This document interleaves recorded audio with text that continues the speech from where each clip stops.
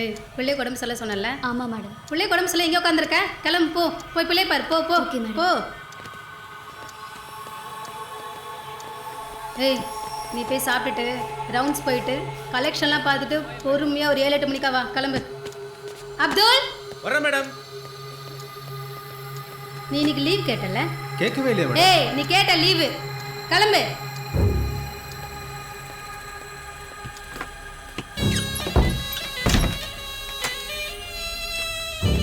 மோஸ் மேடம் எந்த ஊர்? வந்தவாசி ஆ வந்தவாசி மேடம். சரி உட்காரு. இல்லை வேணாம் மேடம். உட்காருடா, பரவாயில்ல மேடம். உட்காருடா. மேடம் இந்த பாரு, நான் சொல்கிறபடி கேட்டால் உனக்கு நல்லது. இல்லை வந்த வழியே வந்தவாசிக்கு அனுப்பிடுவேன். ஐயோ மேடம் அப்படிலாம் பண்ணிடாதீங்க மேடம். அப்போ நான் சொல்கிறபடி கேளு. சரி மேடம். சரியா? சரி மேடம். வா, உடம்பெல்லாம் வலிக்குதுடா, கொஞ்சம் கையை அமுக்கி விடா. அமுக்குடா, இது வரைக்கும் தான் கையா, ஃபுல்லாக அமுக்குடா. நான் எப்படி இருக்கேன் சொல்லுடா, பார்க்க நல்லா இருக்கணா? மேடம் எனக்கு அடுத்த மாதம் கல்யாணம் மேடம். சூப்பர்டா, சில விஷயத்துலாம் தெரிஞ்சுக்கணும்டா, அப்புறம் தான் கல்யாணத்துக்கு அப்புறம் நல்லா இருக்கும். பொண்டாட்டிக்கும் சொல்லி கொடுக்கலாம். இதோ பாரு, நான் சொல்கிறபடி கேட்டால் உனக்கு நல்லது. இப்போ நீ டிரைவராக இருக்க, அப்புறம் ஏட் ஆகலாம், அப்புறம் சப் இன்ஸ்பெக்டர் ஆகலாம், அப்புறம் இன்ஸ்பெக்டர் ஆகலாம். என்ன? Good bye.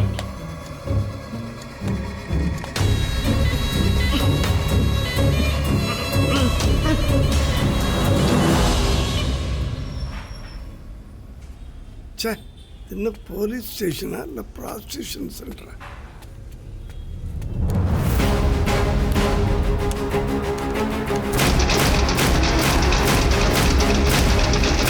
வடசென்னை பழக்கடை காவல் நிலையத்தின் ஆய்வாளர் பைரவி தனது ஓட்டுநருக்கு பாலியல் துன்புறுத்தல் கொடுத்தது தற்போது அம்பலமாகி இருக்கிறது. அவரது இந்த செயலை டிராபிக் ராமசாமி தனது செல்போனில் வீடியோ பதிவு செய்து தற்போது ஊடகங்கள் வாயிலாக வெளியிட்டு பரபரப்பை ஏற்படுத்தி இருக்கிறார். இந்த செய்தி தமிழகம் முழுவதும் டெங்கு காய்ச்சலை காட்டிலும் வேகமாக பரவி வருகிறது. எனவே சர்ச்சைக்குள்ளான காவல் ஆய்வாளர் பைரவி மீது துறை சார்ந்த நடவடிக்கை எடுக்கப்படுமா என்ற கேள்வி மக்கள் மத்தியில் நிலவுகிறது.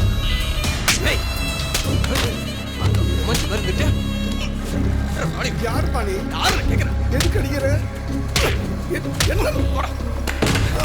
மேடம் இந்த கேள்வி பையன் பர்ஸ் அடிச்சிட்டா மேடம்.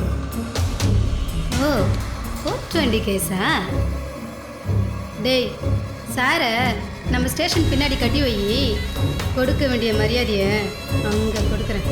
வா திருப்பி பாக்கெட் அடிக்கிறேன். எத்தனை ரவுடிங்க, எத்தனை பொறுக்கிங்கிட்ட நான் டீலிங் வச்சுட்டு இருக்கேன். கலெக்டர் ராஸ்கல் என்கிட்டயும் வேலையை கட்டுறியா? அவனுங்க என்ன அடிச்சுட்டே இருந்தானுங்க. முதல் அடி மட்டும் எனக்கு வலிச்சுது, அதுக்கப்புறம் வலியே தெரியல.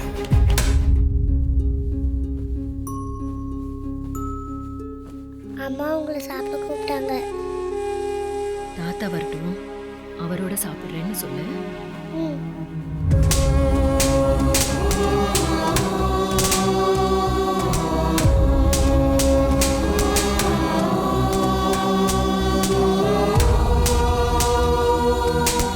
அத்தனை பேரும் குஸ்தியில கோல்டு மெடல் வாங்கின மாதிரி அடிச்சாங்க.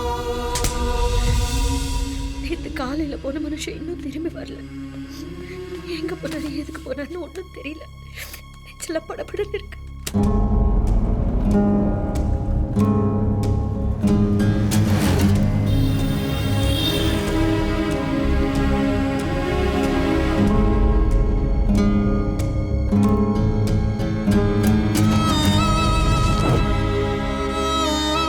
ஏண்டா என் போட்டோ எடுத்து பேப்பர்ல போடுற? அவனை உன்னை அடிக்கிற அடியில உன் போட்டோ நாளைக்கு கண்ணீர் அஞ்சலின்னு பேப்பர்ல வரப்போது பாருடா.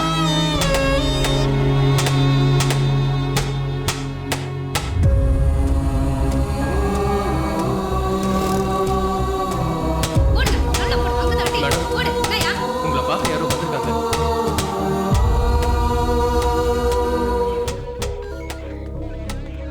வா.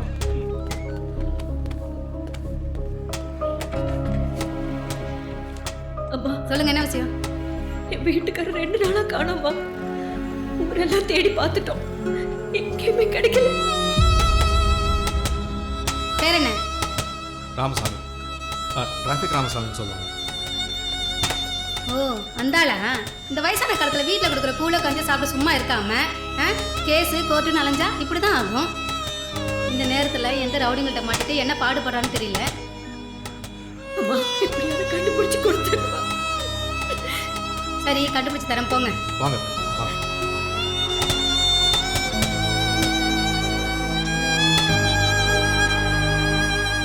ஏம்மா அந்த போட்டோ கொடுங்க. கொடுங்க சார். ஐயா இவர் எங்கேயாவது பார்த்திருக்கியா?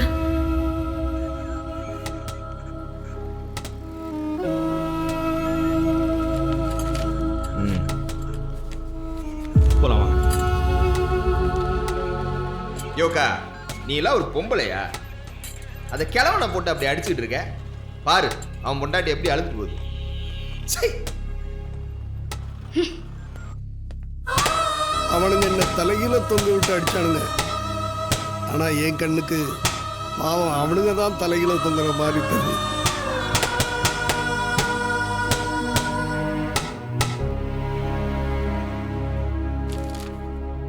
இவர் மேலே என்னம்மா வழக்கு? வணக்கம் யுவர் ஆனர். 420 கேஸு. 420யா 620யான்னு நான் தீர்மானிக்கிறேன். என்ன குற்றம்னு மட்டும் சொல்லுங்க. அவரோட பர்ஸை இவர் அடிச்சிட்டார் சார். கண்ணால் பார்த்த சாட்சி 2 பேர் இருக்காங்க. எல்லாம் பொய் சாட்சி தானே, யாரையும் நான் விசாரிக்கிறதா இல்லை. மிஸ்டர் ராமசாமி, உங்களுக்கு ஆர்கியூ பண்ண வக்கீல் யாரையாவது ஏற்பாடு பண்ணியிருக்கீங்களா? இல்லைங்க, எனக்காக நானே வாதாட அனுமதி தரும்படி கேட்கிறேன். Yes proceed. யா 4 பேர் வந்து என்ன அடிச்சானுங்க. அதை பற்றி கம்ப்ளைண்ட் பண்ணலான்னு போலீஸ் ஸ்டேஷனுக்கு போனேன். அது பூட்டி கிடந்துச்சு. என்னடா பகல்லையே பூட்டி கிடக்குதுன்னு சொல்லி ஜன்னலை லேசாக திறந்தேன்.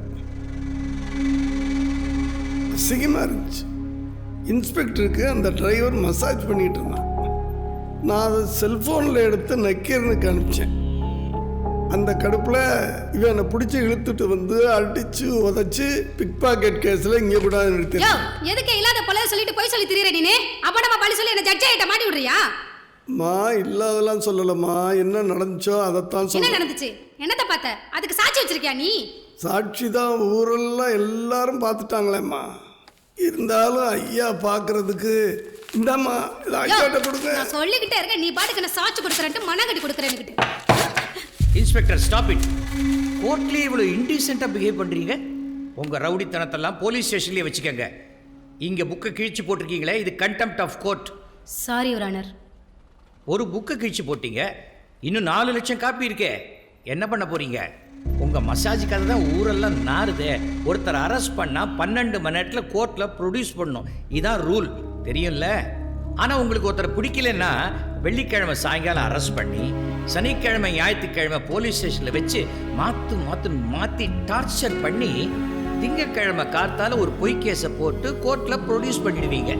என்னம்மா அடிச்சிருக்கீங்க? ஏம்மா ஒரு சீனியர் சிட்டிசனை இப்படியா நடத்துவீங்க? பாருங்க கையில எவ்வளவு காயம். ஐயோ அதை நாங்க அடிக்கல யுவர் ஆனர், அது அவரே தான். ஆமா, அவரே தடுக்கி விழுந்து அவரே அடிபட்டுக்கிட்டு அவரே அவர் கையால் அடிச்சுக்கிட்டு. ஏம்மா எத்தனை வருஷத்துக்கு இந்த மாதிரி போய் சொல்ல போறீங்க? இவரையே இந்த அளவுக்கு டார்ச்சர் பண்ணா அப்புறம் யார் பப்ளிக் லைஃப்க்கு வருவாங்க? ஆகவே இந்த பொய் கேஸை இந்த கோர்ட் தள்ளுபடி செய்கிறது. அதே சமயம் போலீஸ் ஸ்டேஷனையே மசாஜ் சென்டரா மாத்தின இன்ஸ்பெக்டரையும் டிரைவரையும் சஸ்பெண்ட் செய்ய அரசுக்கு இந்த கோர்ட் பரிந்துரை செய்கிறது.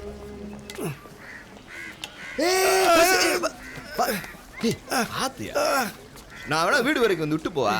உன்னை பார்த்தா பாவமா இருக்கியா? பாவமாக இருக்கா? நான் நல்லா தானே இருக்கேன். எங்க நல்லா இருக்கு? விலகு. கொத்து பரண்டா மாதிரி பிச்சு போட்டிருக்கானுங்க. நல்லா இருக்கேன்.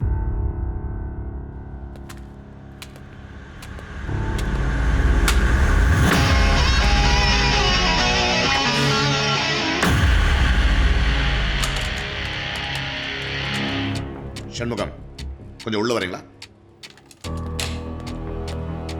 Yes sir. என்ன இது?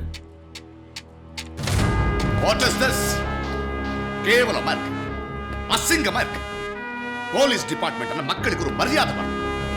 என்ன ஏன் இந்த லேடியை இத்தனை நாளா விட்டு வச்சிருக்கீங்க? சார் 2 நாளைக்கு முன்னாடி அந்த விஷயம் எனக்கு தெரியும் சார். நீங்கள் ஃபாரின்ல இருந்து வந்தோன்னா உங்ககிட்ட டிஸ்கஸ் பண்ணிட்டு ஆக்ஷன் எடுக்கலாம்னு வெயிட் பண்ணிட்டு இருக்கேன். நோ! டிபார்ட்மெண்ட் யார் கேவலப்படுத்தாலும் உடனடியாக தூக்கி எறியணும். உடனே அந்த லேடிக்கும் இந்த டிரைவருக்கும் டிஸ்மிஸ் ஆர்டர் ரெடி பண்ணுங்க. Now! Yes sir. கிரிமினல்கள்லாம் எத்தனையோ கொலையை பண்ணிவிட்டு தன்னை காப்பாற்றிக்கிறதுக்கு கட்சிக்கு தலைவனாயிடுறாங்க.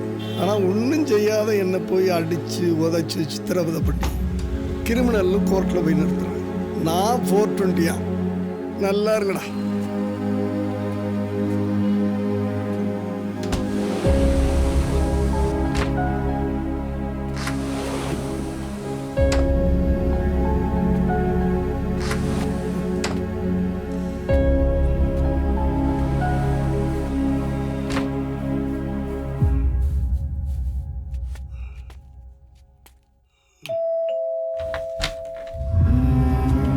எங்க எங்க போயிருந்தீங்க 3 நாளா? உள்ளவா நாங்க உள்ளவா 3 சொல்றேன். பேரும் ராத்திரி பகலுமா எங்கெல்லாம் டென்ஷன் தேடி ஆகாத.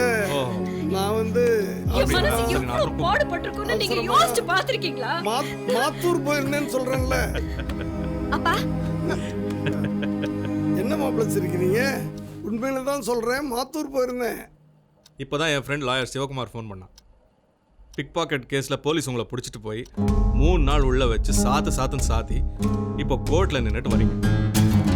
என்னம்மா அது? மாப்பிள்ளை என்னென்னமோ வளர்றாரு. பாத்தியா, வாங்கின அடி தெரியக்கூடாதுன்னு உங்கள் அப்பா வர வழியிலேயே கடைக்கு போய் புது சட்டை பேண்ட்லாம் வாங்கி வெளியும் சொல்லியுமா வராரு. ஏங்க எப்ப பார்த்தாலும் எங்க அப்பா வாடுறதே உங்களுக்கு வேலையா போச்சு. கொஞ்ச நேரம் வாயை வச்சுட்டு சும்மா இருங்க.